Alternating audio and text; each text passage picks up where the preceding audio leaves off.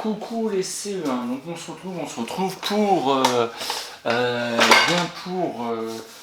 faire différents exercices, différents jeux sur la phrase. Alors juste avant de commencer les jeux, alors je pense que normalement tu as dû imprimer cette feuille-là. Si c'est pas fait, je vais te demander d'essayer de l'imprimer, ou sinon de voir si certains jeux, tu ne veux pas les regarder sur l'écran pour pouvoir les recopier ou les faire s'il n'y a pas de possibilité d'imprimer.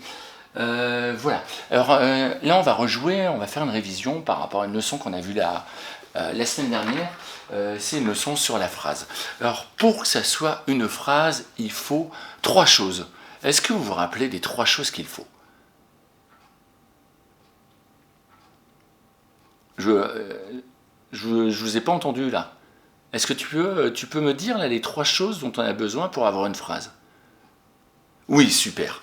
Donc, je vais peut-être pas le redire dans le même ordre que toi. Donc, une phrase commence toujours par une majuscule, bravo. Elle se termine toujours par un point, super. Donc, une phrase, ça commence par une majuscule, ça se termine par un point, et ça a du sens, bravo. Ça veut dire quelque chose. Une phrase veut dire quelque chose. On peut raconter un grand n'importe quoi. Hein. Tu te rappelles, j'avais fait la blague avec, par exemple, c'était quoi ma blague? Une phrase où vous étiez nombreux dans la classe à dire mais non, c'est pas une phrase. Et puis finalement, si, c'est une phrase, parce que on peut le dessiner, on peut raconter une histoire avec ça. C'était quoi déjà cette phrase? Ah oui, bravo, la souris mange le chat. Oui, c'est une phrase, ça veut dire quelque chose. Même si c'est pas vrai, ça reste une phrase. Mais si par exemple on disait le mange souris chat là, ça veut absolument rien dire, on ne comprend rien, donc ce n'est pas une phrase. Ça a du sens, c'est peut-être pas vrai, mais si tu écris quelque chose qui a du sens, même si ce n'est pas forcément vrai, mais si ça veut dire quelque chose, eh bien c'est bien une phrase. Donc je te rappelle, 3 choses pour faire une phrase: ça commence par une majuscule, ça termine par un point, et ça a du sens. Ça veut dire quelque chose. Alors, je vais prendre la caméra pour aller filmer la feuille que tu dois avoir devant toi, et je vais ainsi pouvoir te donner les différentes consignes pour les différents jeux que je te propose et les différents exercices que je te propose. Alors, le jeu numéro 1. J'entoure uniquement les phrases correctes. Alors, tu vois, ils ont essayé de faire 1, 2, 3, 4, 5 phrases. Et parmi ces 5 phrases, il y en a certaines, c'est pas des phrases, parce qu'il manque un des 3 éléments. Et puis il y en a d'autres qui sont des phrases. Moi, je vais te demander d'entourer seulement les phrases. Voilà, le jeu numéro 2. On le regarde ensemble. Je recopie les phrases en mettant les mots dans l'ordre. Eh bien, tu as vu, ils ont tout mis dans le désordre. Les s'amuse, au, enfant, ballon, court, dans, la. Emma va falloir que tu remettes tous les mots dans l'ordre pour écrire la phrase correcte. Alors déjà, tu vois, tu as 2 indices. Tu sais quel est le premier mot. C'est lequel le premier mot de la phrase? Mais si, tu sais, c'est celui qui a une majuscule. Bravo, c'est les. Alors lui, tu sais que ça va être le premier mot de la phrase. Et en plus, ils t'ont mis un 2e indice. Tu vas savoir quel est normalement le dernier mot de la phrase.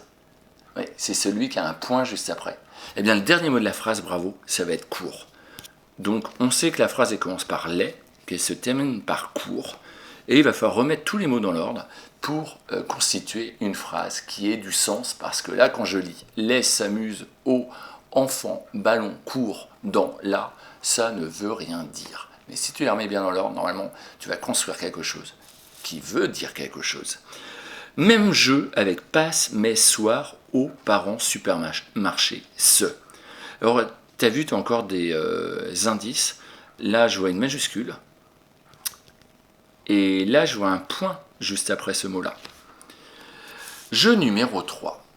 Je lis le texte et je souligne chaque phrase d'une couleur différente. Alors, tu vas prendre tes crayons de couleur. Tu peux même les colorier, les phrases. Tu n'es pas obligé de les souligner. Parce que des fois, avec les crayons de couleur, c'est difficile de souligner.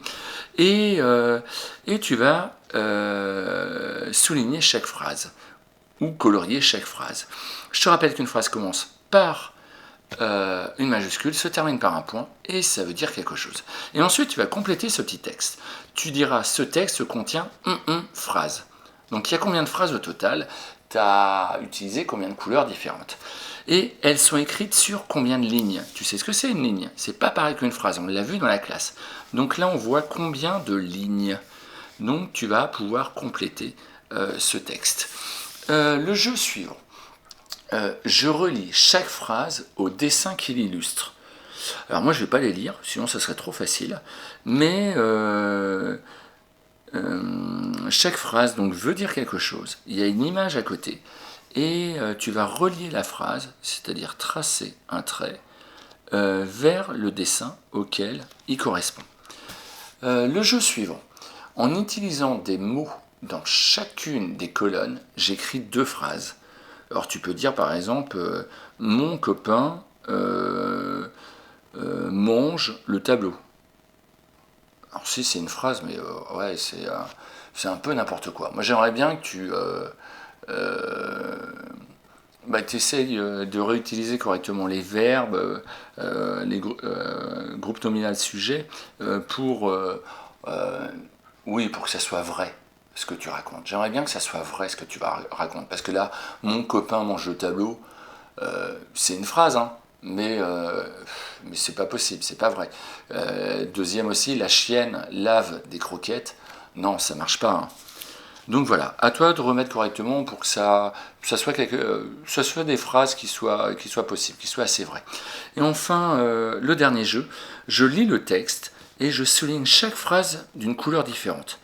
Eh bien, c'est le même jeu que celui-là.